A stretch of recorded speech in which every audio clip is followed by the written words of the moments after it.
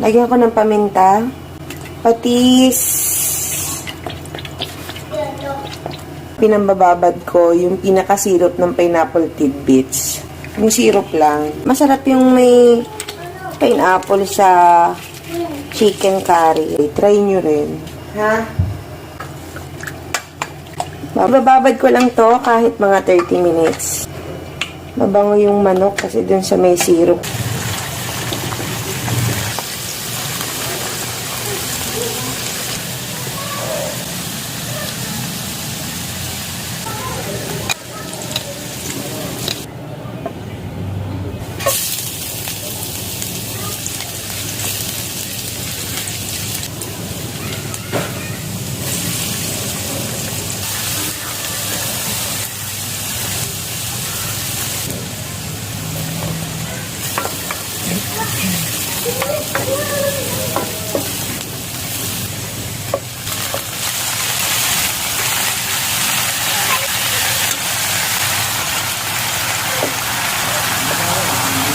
Hindi ko na isasama tong pinagbabaran.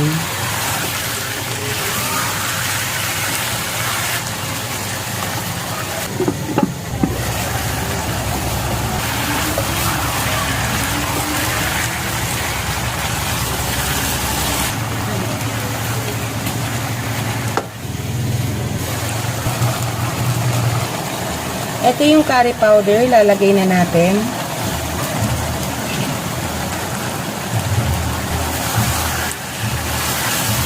Dahan-dahan lang din sa paghalo para hindi malamog or madurog yung manok.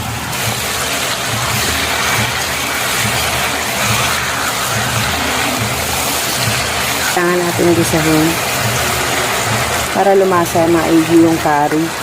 Ilalagay ko na yung pangalawang piga. Medyo namuo siya kasi nilagay ko sa ref. Ito yung pangalawang piga.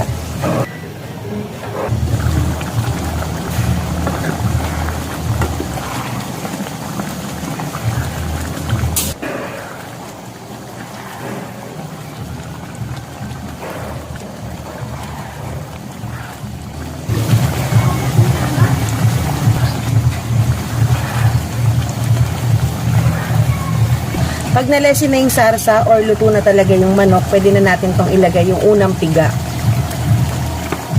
80 pesos yung bili ko dito sa gata. Bali, dalawang malaking bilog yan ng gata. So, 40 pesos each. Lalagay ko na rin tong chicken cubes.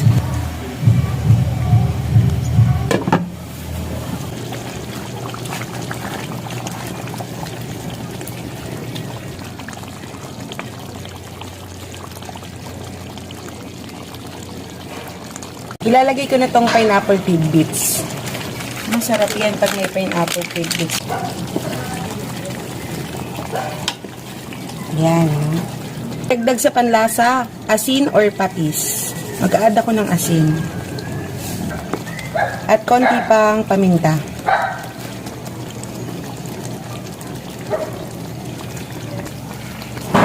Itong bell pepper.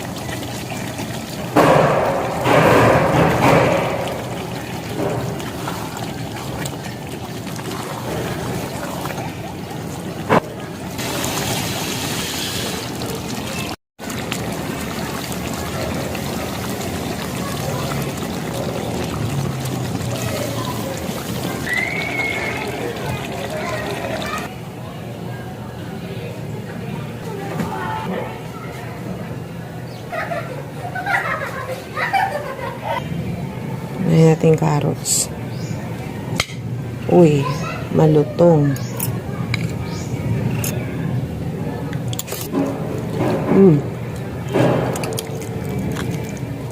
Ang luto yan hanggang loob. Ang sarap, ang init. Di ako makapagsalita. Masarap po. Masarap po talaga to. Ilang beses ko na niluluto to. Masarap pag may pineapple tidbits. Tunan ko yung luto na to sa may tita ko sa Zambales. Pero Ilocano siya. Yun, ang sarap niya.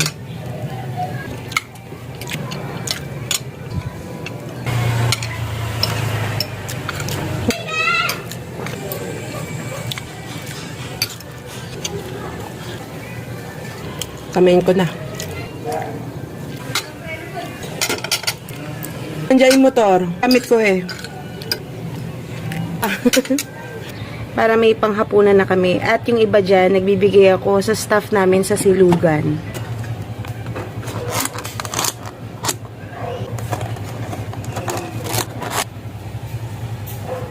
Busog talaga ang kakain.